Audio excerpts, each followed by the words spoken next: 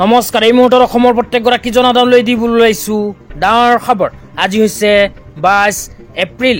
আজি অসমৰ লাখ লাখ দুখীয়াসকললৈ কেইখনমান চৰকাৰী আঁচনি লৈ দিবলৈ ওলাইছো ডাঙৰ খবৰ। তো যিসকল মানুহে ভিডিঅ'টোত ক্লিক কৰিছে অনুগ্ৰহ কৰি ভিডিঅ'টো স্কিপ নকৰি প্ৰথমৰ পৰা শেষলৈ চাই থাকিব, কিয়নো এইটো ভিডিঅ'ৰ মাজত ই শ্ৰম কাৰ্ডৰ পৰা আৰম্ভ কৰি চৰকাৰী ঘৰলৈ কেইখনমান গুৰুত্বপূৰ্ণ খবৰ প্ৰদান কৰিম।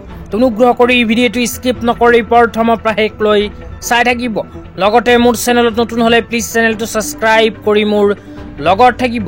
তো বলক ভিডিঅ'টো আৰম্ভ কৰি আজি প্ৰথমটো গুৰুত্বপূৰ্ণ খবৰৰ বিষয়ে বিস্তাৰিত জানি লওক। তো আপোনালোকে মোবাইল স্ক্ৰীনত চাব পাৰিছে অসমৰ মাননীয় মুখ্যমন্ত্ৰী ডাঙৰীয়াই চৰকাৰী ঘৰলৈ এনেকৈ এখন আপডেট প্ৰদান কৰিছে। তো ইয়াতে কি লিখা আছে বিতংভাৱে পঢ়ি আপোনালোকক শুনাই দিছো। অনুগ্ৰহ কৰি ভিডিঅ'টো শ্বেয়াৰ কৰি দিব। তো ইয়াতে লিখা আছে প্ৰত্যেকগৰাকী ব্যক্তিয়ে সপোন দেখে নিজৰ এখন ঘৰৰ। আৰ্থিকভাৱে পিছপৰা সকলৰ বাবে এই সপোনক বাস্তৱৰ ৰূপ দিয়াৰ ভাৰ গ্ৰহণ কৰিছে মাননীয় প্ৰধানমন্ত্ৰী শ্ৰীযুত নৰেন্দ্ৰ মোদী ডাঙৰীয়াই।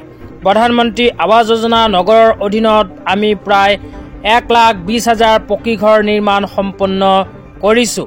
ইয়াৰ জৰিয়তে মাননীয় প্ৰধানমন্ত্ৰী ডাঙৰীয়াৰ প্ৰতিশ্ৰুতি আৰু দৰিদ্ৰজনৰ সপোন দুয়োটাই পূৰ্ণতাৰ ৰূপ লাভ কৰিছে। তো ইয়াতে কোৱা অনুযায়ী ভাৰত চৰকাৰে দৰিদ্ৰ দুখীয়াসকলৰ বাবে আৰম্ভ কৰিছে চৰকাৰী ঘৰ প্ৰদানৰ আঁচনি। ইতিমধ্যে অসমত ভাৰত চৰকাৰে 1,20,000 দুখীয়াসকলক প্ৰদান কৰিছে প্ৰধানমন্ত্ৰী আৱাস যোজনা নগৰ অঞ্চল আঁচনিৰ অধীনত চৰকাৰী ঘৰ। এইখন আঁচনি যদি আপোনালোকে এতিয়ালৈকে আবেদন কৰা নাই তেন্তে আপোনাৰ বাবে আহি গৈছে ভাল খবৰ। তো আপোনালোকে মোবাইল স্ক্ৰীনত চাব পাৰিছে ভাৰত চৰকাৰৰ ফালৰ পৰা এনেকৈ এখন আপডেট প্ৰদান কৰিছে। তো ইয়াতে কি লিখা আছে পঢ়ি বিতংভাৱে আপোনালোকক বুজাই দিছো। তো ইয়াতে লিখা আছে PMAYU 2.0 হাউজিং ৰিভলিউচন। লগতে আৰু কোৱা হৈছে with 10 lakh crore investment ensuring every urban household gets a dignified shelter, exclusive benefit for safai karmacharis, street vendor and daily wage worker, catering to EWS, LIG and MIG families. তাৰ লগতে কোৱা হৈছে subsidies housing at N affordable কষ্ট। তো ইয়াতে কোৱা অনুযায়ী যিসকল মানুহে নগৰ অঞ্চলত বসবাস কৰে কিন্তু এতিয়ালৈকে চৰকাৰী ঘৰ পোৱা নাই সেইসকলৰ বাবে ভাৰত চৰকাৰে আৰম্ভ কৰিছে প্ৰধানমন্ত্ৰী আৱাস যোজনা আৰবান 2.0 আঁচনি। এইখন আঁচনিৰ জৰিয়তে নগৰ অঞ্চলত বসবাস কৰা সকলক প্ৰদান কৰিব সাবসিডি ঘৰ। লগতে যিসকল মানুহে এতিয়ালৈকে প্ৰধানমন্ত্ৰী আৱাস যোজনা আৰবান 2.0 আঁচনিৰ চৰকাৰী ঘৰ পোৱা নাই সেইসকলৰ বাবে আৰম্ভ হৈছে নতুন আবেদন।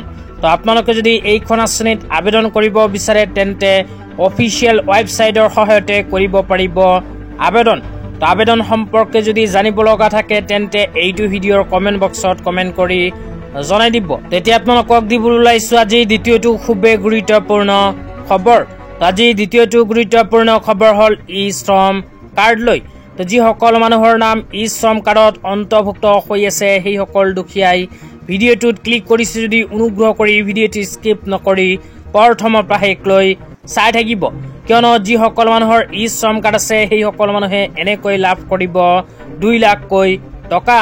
তো কেনেকৈ লাভ কৰিব সবিস্তাৰে জানিবলৈ অনুগ্ৰহ কৰি ভিডিঅ'টো চাই থাকিব।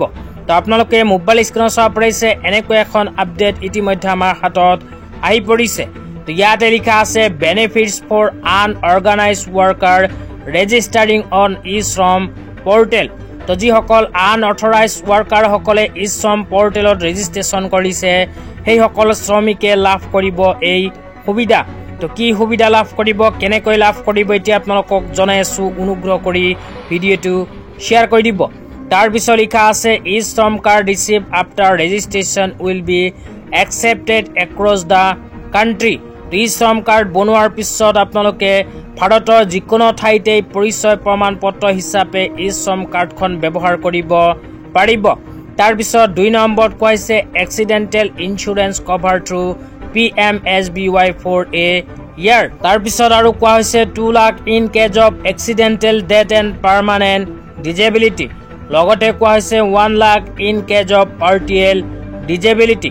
তো ইয়াতে কোৱা যে আপোনালোকে ই শ্ৰম কাৰ্ড বনোৱাৰ পিছত এবছৰৰ ভিতৰত যদি কোনো এক্সিডেণ্টেল কাৰণত আপোনাৰ মৃত্যু হয় তেন্তে PMSBY আঁচনিৰ জৰিয়তে আপোনাৰ পৰিয়ালে 2 লাখ টকাৰ আৰ্থিক সাহায্য লাভ কৰিব।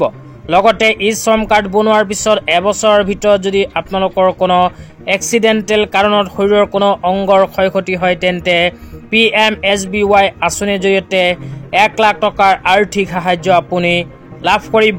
তেনেকৈয়ে লাভ কৰিব ই শ্ৰম কাৰ্ডৰ জৰিয়তে আৰ্থিক সাহায্য। তো